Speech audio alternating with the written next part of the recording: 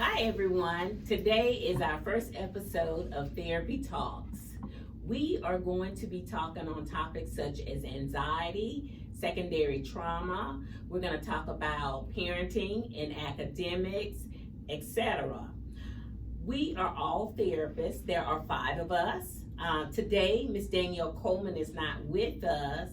We're going to introduce ourselves, and I'll start first. My name is Cassandra Miller, and I am a licensed clinical social worker. I have been in practice for about 19 years. I have 2 locations, one in Charlotte, North Carolina, and the other one in Lancaster, South Carolina. I am also a clinical supervisor, and the primary theory that I use that my practice is based on is called cognitive behavioral thinking theory. I do use others, and also I work with the IDD population as well as children who have suffered from trauma. I am trained in trauma as well. We also have a practice inside of a local charter school. And I'll allow my colleagues to go around the table and to introduce themselves as well. Hi, my name is Candace Payne Butler. I am from Michigan and a graduate of the University of Michigan. I went to graduate school at UNC Charlotte, where I earned a master's degree in social work. I've worked in emergency crisis intervention, and for the past 11 years, I've been working in a private practice in Salisbury, North Carolina, where I primarily focus on issues around anxiety and depression, LGBTQ issues, and grief and loss. I am divorced and a mother of 1 son who is just about 11 years old.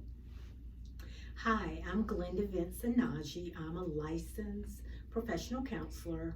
I'm a supervisor also. I'm a licensed clinical addiction specialist. I've been in private practice, same as Cassandra, since 2006. That's about 19 years. I work with individuals, couples, and children. I focus on anxiety, ADHD, and I do a lot of couples therapy. I also work at Central Piedmont Community College, where I am also a curriculum counselor and instructor. Hello, I'm Rochelle Jones. I am a licensed clinical social worker. I am licensed in North and South Carolina. I attended the University of North Carolina at Greensboro for my bachelor's degree and the University of Georgia for my master's degree. I too, there's a theme here, have been in private practice for about 17 years. I use cognitive behavioral therapy as well as mindfulness, but I'm also into a lot of, let's say, different kinds of things. I use crystals and meditation and Reiki and mindfulness and energy healing. So I like to use a lot of alternative treatments. I am married for 19 years. I have 2 sons, ages 17 and 13. And I love doing therapy. I work with everybody from the baby to grandma. So in my practice, we see everybody. And I think that's the overall consensus for us all. We work with babies to grandma, pretty much, if we didn't all share that. So today, our first topic that we're going to talk about is dating 101, and its relationship to depression, which you'll hear more about near the end of the session. So I'm going to start with the first question. Is it okay to ask someone you're interested in on a date first versus allowing that person who is a male to do so? Candace, what do you Okay, I think that is absolutely fine to ask a guy out on a date. I think that sometimes men are intimidated or nervous about approaching women. And I don't think that there's anything wrong with suggesting, hey, would you like to get together for coffee? Hey, would you like to have lunch or dinner? Hey, why don't we meet and go to a movie sometimes, just to gauge that person's interest. I don't think that it's that big of a deal. Right. I don't either, really. In today's environment, the dating environment, I think it's perfectly cool. But there might be some who are, traditional. So, what do you guys think? I think it's okay to ask someone out, guy, girl. I think it's okay. I think if you see something and you want something, you need to say something. It's probably a lot of pressure being a young man to always have to ask. I have sons and I can't imagine what it's like to have to ask a girl out or ask a girl to the prom. Or, you know, all these things they're putting themselves in situations where they may get rejected. So, as a young lady, as an older lady, I think it's perfectly fine. And I think a lot of men really respond to your assertiveness because they were wanting to say something, but maybe a little hesitant to put themselves out there. Nervous. Exactly, Yeah. exactly. And I've heard guys say, you know, the girl that I was interested in, she was with a group of girls, and I did not want to approach her at all for fear of being eaten alive. So, guys, you may have to watch for us to go to the bathroom. Okay, not join us in the bathroom, but catch us before we get to the bathroom. Catch us by ourselves. Catch us by ourselves and ask us. Yeah. So our second question, do you go Dutch or do you follow traditional roles as to who pays for the meal? What you think about that, Glenda? I think it's okay to be Dutch on the first date. I think that it should be more of a just casual type date, you know, maybe coffee, because you are just getting to know this person. And I have had guys say, I've spent so much money on women, I don't know if this is going to work out, and I've spent half my paycheck or I've spent a lot of money. So I do think it's okay, and especially if it's the girl who asked the guy out. Okay. My answer is no, it's not okay to be Dutch. No. I have a cousin who has a 13-year-old son who took a girl out on a date and paid for it himself. So if 13-year-olds can find enough money in the couch to take a little girl out, grown men can too. And grown men who can't pay for a date, they need to be working on paying for a date. Or ask a girl, you know, for a walk in the park or to go work out or make some lunch. And, you know, there are creative ways of dating that are not super expensive. But no, I'm not interested in, no. And if we were in a relationship, then maybe that's fine. But the first few dates, oh, it's definitely on you. Or maybe you would want to date somebody else. Well, that was my question. Is this the first date, or is this dating in a relationship where you're sharing expenses? My answer is I think that it depends. Yeah. So, you know, there have been some situations where I knew for a fact that I'm not going to want to see this person again. So let me go ahead and pay for mine. Let me go ahead and pay for mine. And it's nice to meet you. Don't follow me to my car. You can't have a hug or kiss. Or you like don't expect anything from me. So Right. I think in certain situations, so I know if I don't want anything to do with you, I don't have any business. I mean, I don't have no problem paying for mine. Or if we're in a relationship and we're kind of sharing the dating expense, I don't have a problem with that. Okay. So our next question. Do you think intimidation is a big factor when a male meets a female who is independent? What do you think about that, Miss Rochelle? Well, I was thinking about who's independent as opposed to like one that still lives at home. But I guess my thought is this. That whole intimidation thing is in your mind, in the mind of the person who's being intimidated. Because we all breathe the same air. We put on our shoes 1 foot at a time. People are just people. And if you're feeling intimidated, then you might need to once again go home and work on yourself and get your weight up so you can be a contender. If you don't feel like a contender, then you're feeling intimidated. And I don't know. Are you saying that it's not women out there that's not saying, look, if they not making 6 figures, if they're not doing this, they're not doing that, if they can't match my swagger, I don't want anything to do with it. It's women out there that you can really say, feel that you way. can say and feel whatever you want to say and feel. That doesn't have to intimidate me. You see what I'm saying? Shoe on the other foot. If some man and if I were single and he was saying you got to be this, and this. Well, if I'm not that, then we're not a match. But I'm not intimidated by you. Great for you. I see your point. Yeah. Well, now there are some men who are intimidated by a woman who has herself together. You know, financially, She got her house. career-wise, you know, her own home, her own car, maybe even her own business. You know, there are some men, I've, you know, had those talks with men, you know, depending on where they are in life, you know, those women are not approachable if they're not at a point where they feel like they can match that. Okay? Or I've dated really great guys and they'll say, well, you don't need me. But it's not about me. But that's what they think. Yeah, but They see, that's think them. that. And see, my whole And thing that's is it's them. It's But, them. but exactly. ladies, guys, and some guys in their minds, they need to feel needed. Yes. They need That to part. feel Okay. needed. Yes. Okay? So pay So- for my meal. Rub my Come to back. my house and do my yard. Mhm. You And, know? and you might Things we find can that. find for you to do. And We can you put might to work. find that, but there are a lot of guys, and I know because I've been on the dating scene for quite some time Yes. now. See, y'all They're- been married. they're not- Y'all been married. We the real ones out here dating. They're like, you don't need me. Yeah, yeah. Number one, hire you somebody to do your yard work. Right. I don't do yard work. And if I'm serious with you, I might pay somebody to do your yard work, you know? So, Well, I think it needs to probably be communicated if there is a date and this guy is feeling this way.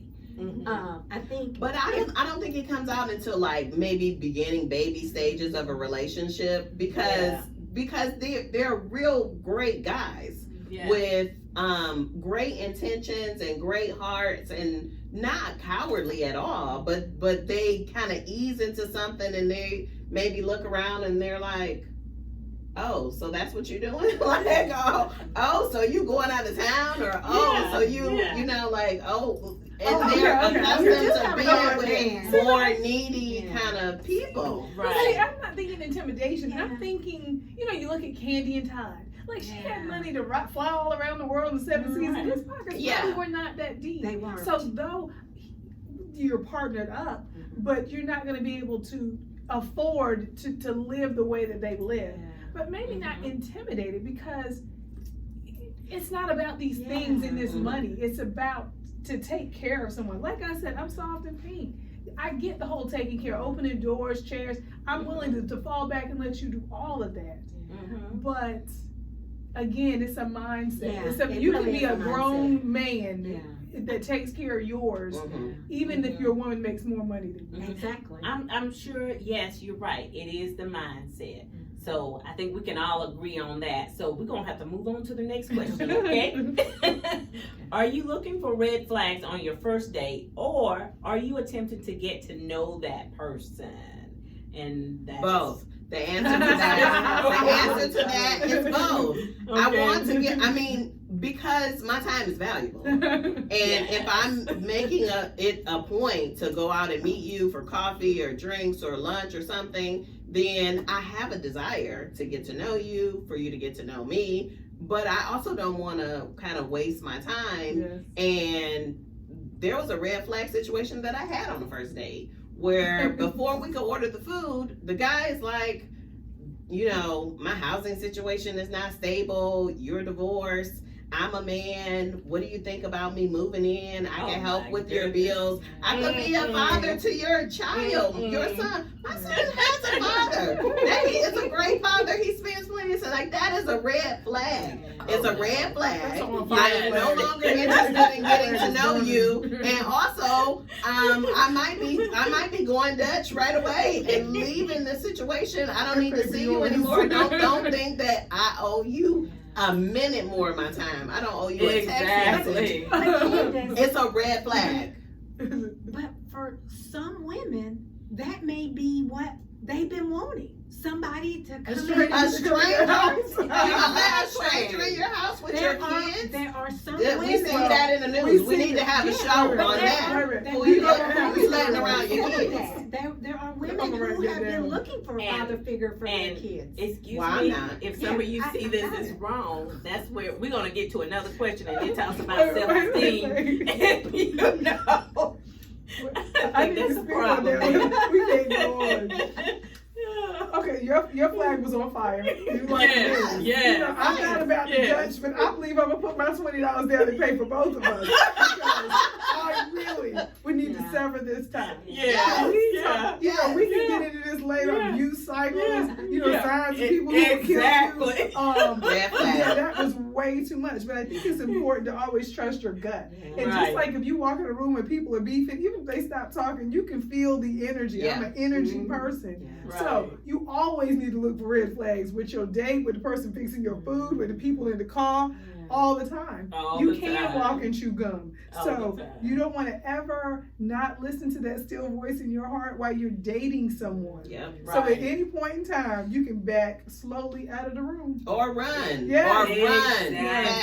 Yeah. Exactly. And that's okay. Yeah. That's okay. And it is. You and gotta it is. preserve Yeah. yourself And first it and is. foremost. And it Trusting is. that gut is important. Yeah. It really And I too had a similar situation to Candace's. You know, I tell you, it's hard on us single women out here trying to date. It is hard.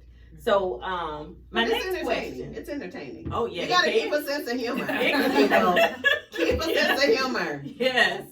Okay. How's self-esteem tied to sexual engagement, whether it is in the beginning of the courtship or later? Now, second part, and if you choose to do so, how can that turn into a double-edged sword? Meaning it could be a win for him or a loss for her if she really wanted the relationship. And yes, I am coming from a female perspective. What do you think? I think that women are emotional beings. And if we're being intimate with a man, our self-esteem is tied in that. Our worth is tied up into that. And if it's not going where we need for it to go, it can be devastating for us. And talk about depression. Oh, wow. You know, Yes. that's a recipe for depression. Yes, it is. Yes, it is. I would say you better own your yes and own your no and be self-aware as a woman to know what you want to do. Yeah. You know, I think there's a time and a season for everything. There are times and seasons for some young women who are just interested in having fun and dancing the night Yeah. away and being carefree. And Right. that's fine too. And their Right. their use of their sexual energy may be different than someone who wants a relationship, because you can't lead with that level of intensity of emotion. Right. It's not wise to lead with that because you're not quite sure who you're dealing with yet. You might need to get to know him a little bit and see how he thinks before you share that level of intimacy. So it's a very interesting question, but I would say once again, it starts from who you are and what you're looking for. Whether you're looking for a good time, that's one thing. If you're looking for a relationship, if you're looking to get married, some women like to go ahead and get sex out of the way so you know what you're dealing with, because it might be a deal breaker. Mhm. And they can Mhm. quickly check that box off or Right. not. Right. So it could definitely tie to the low self-esteem, but I think it's important to know who you are and what you Exactly. want your experience to be. Exactly. And I think that's why this question was put here when we look at self-esteem as it relates to women. You know, can your self-esteem handle, what do you call it, a fly-by-night with sexual intimacy, and that's all it is. But later, you know, there should be no regrets about, you know what, I gave in too quickly and he's not talking to me now. So those are some things to consider, okay? As Rochelle said a few seconds ago, you know, or I think it was Glenda. Glenda said that, what was it you Women said? are emotional beings, and they tie intimacy with their self-esteem, and when it's not working out the way they want it to work out, it can lead to depression, because he may just want to have a friend with benefits. Mm-hmm. Well, I don't want us to confuse though, or people to think that we're saying if a woman likes to have sex and she's having sex outside of a relationship, that's an indication of a psychiatric issue. I don't I don't No, but no, if no, she, no, if she is wanting more, it can. And she's using sex as a means Way to to get try. there. Okay, To- Yeah, that's then that's a problematic. recipe. Yeah. that Yes, is. Okay. yes. And when it happens like that, and that brings us to the last bit of information that I want to share with you guys, is that strong and healthy relationships have the potential to help us cope with the symptoms of depression, and in some circumstances can be a big influence on whether a person becomes depressed. They give us they give us a support network, and that is relationships, people to talk to, and loved ones we can rely on when things are difficult. They can help us maintain perspective and just generally make us feel less alone. So conversely, evidence suggests that people in troubled relationships are 3 times as likely to experience depression as those who aren't. Unhappy or unsupportive relationships are at risk for depression. Some studies have found that over 60% of those with depression consider relationship problems to be the main cause of their illness. Yeah. I've had clients who were divorced, and they said they were coming to therapy to work on co-parenting and kind of be supportive parents. Then it came out in the first appointment that they still live together for the kids. And then at the very end, and they're dating other people and they're trying to make it work. And, I don't think there's only one way to do anything. I think you got to figure out what you can handle and tolerate, and, how you can work together. So if that's what they wanted to do, I'm interested in learning about it. But at the very end of the appointment, it's something in my gut asked me, "Are you guys still having sex?" And I asked them, and they said yes. And the woman started crying, and then she started talking about she didn't want to be divorced, and she didn't want her husband to have sex with other people, and this was an example of an unhealthy sexual kind of experience. And it goes Yeah. back to how women are emotional beings, and they tie sex with intimacy and love. And how Right. it sounds like she was using sex as a tool to Yeah. hopefully win her husband back. Yes. Exactly. Yes. Men work differently than women. Sex is just sex for most men. They don't easily become emotionally attached through sex like we do. It would be great if most women could be, emotionally unattached when it comes Would to it be? sex. It would be great. Yeah, I think it would be. I think it would be. I've had sex, can have sex, I can have sex with people without falling in love. But I Says the therapist. I think that if you're doing it for a prolonged period of time with the same person, you're gonna. It's really good that you are too. Well, It's I mean, maybe there's a number of orgasms. Like once you hit a 10 orgasm or something, maybe. But I don't know. I'm not falling for this. Women and men are all women are one way and all men are another way. There are some men that I know that because of sexual intimacy, they are like all in a very toxic, unhealthy relationship. So I'm just saying, I don't want us to say all men are one way and all women are another way. Okay, let's just be fair to say that Some of we them. shouldn't clump them into, Okay. we shouldn't make generalizations. Okay. Okay. So, guys, join us again for our next session. We are very excited to bring to you various topics, and we'd love to get your feedback on our sessions and sessions that you would like to obtain information on. Thank you. Bye. Bye. Yeah.